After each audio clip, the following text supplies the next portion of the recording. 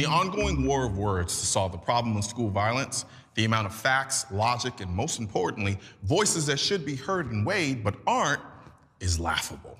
Tragically, 17 innocent lives later, we're still not any closer to solving the problem because, well, agenda.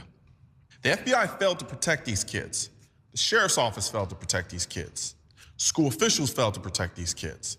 And of course, we all know the resource officer blatantly failed to protect these kids. For some reason, none of these egregious failures matter because, well, we know that when a kid is riding his bike down the street and gets hit by a car, it's the NRA's fault. Just this week, a school shooting was stopped before a single innocent life was lost because a good guy with a gun put an end to it. You want to save innocent lives? Take the millions of dollars going to this carnival of a march and hire armed guards in schools all over this country.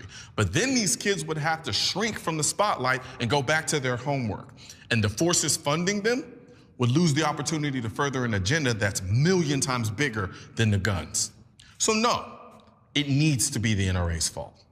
As one-sided, logic-deprived, and intellectually dishonest as I think this march is, I would defend the right of students to protest as vigorously as I spent the last 11 years protecting the Second Amendment.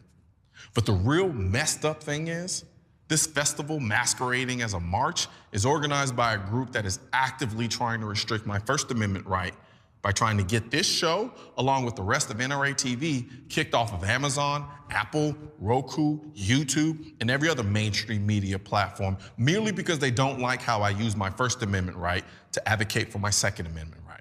So I have to ask, what are you really marching for? Because from where I'm standing, it looks like a march to burn the Constitution and rewrite the parts that you all like in crayon.